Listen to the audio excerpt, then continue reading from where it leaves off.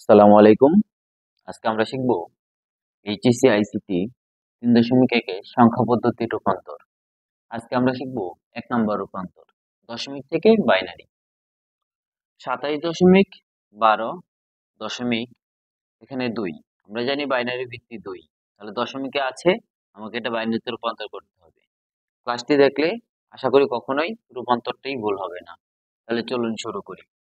27.12 দশমিক চিহ্নের আগে যে সংখ্যাটা আছে সেটাকে করব ভাগ, এবং দশমিক চিহ্নের পরে যেটা আছে সেটাকে করব গুণ। কত দ্বারা ভাগ, কত দ্বারা গুণ? এখানে যে সংখ্যাটা থাকবে 2, 2 দ্বারা ভাগ, 2 দ্বারা গুণ। তাহলে চলো শুরু করি।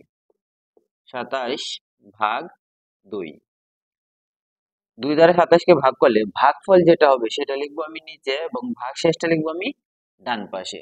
তাহলে আমি দেখি এখানে 2 ভাগ 27, 2 একে 2, 7 এখানে নামবে, 3 দুগুণে 6, এখানে থাকবে 1।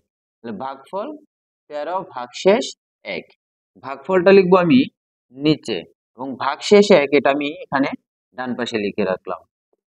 এবং আরেকটি সহজ উপায় আছে, যখন আমরা বাইনারি রূপান্তর করব তখন এখানে যে সংখ্যাটা থাকবে সেটা যদি আমার বিজোড় সংখ্যা হয় তাহলে অবশ্যই এখানে 1 থাকবে, এবং জোড় সংখ্যা হলে এখানে আসবে 0। আবার 13, 13 হলো বিজোড় সংখ্যা, তাহলে আমার 2 দ্বারা ভাগ করলে ভাগফল আসবে 6, 6 দুগুণে 12, থাকতেছে কত আরো 1।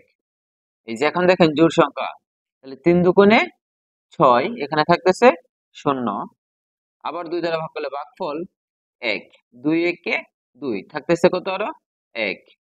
2 দ্বারা ভাগ করলে এখন দেখেন এই সংখ্যা থেকে এটা ছোট হয়ে গেছে, তার মানে 0 বার ভাগ করা যায়, তার মানে ভাগফল আমার 0। এখানে যেটা থাকবে সেটাই এখানে লিখে ফেলবো। সহজভাবে বলতে গেলে যতক্ষণ পর্যন্ত এখানের সংখ্যা থেকে এটা ছোট না হবে ততক্ষণ পর্যন্ত আমি ভাগ করব।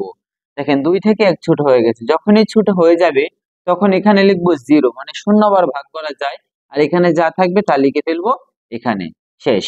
এখন আমি করব দশমিক চিহ্নের পরটা, দশমিক 1 2 গুণ 2 গুণ করেন 0.24।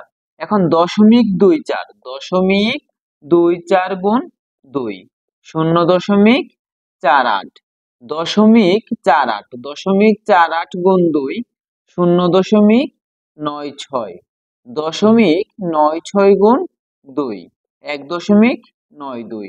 আপনি এভাবে 4 বার 5 বার করতে পারেন, কিন্তু যদি আমার পূর্ণ সংখ্যা হিসাব পড়ে, যেখানে এখানে গুণ করার পর পূর্ণ সংখ্যা হিসাব পড়বে, তখন আর আমার গুণ করার প্রয়োজন নেই।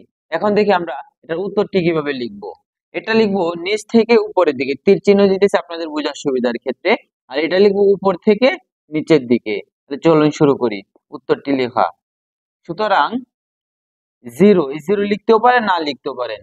1 1 0 1 1 1 1 দশমিক নিচ থেকে উপরের দিকে লিখলাম। এখন লিখবো উপর থেকে নিচের দিকে, দশমিক চিহ্নের আগের গুলা 0 0 0 1 0 0 0 1। এই হয়ে গেল আমার বাইনারি। আশা করি সবাই বুঝতে পেরেছেন। ধন্যবাদ সবাইকে।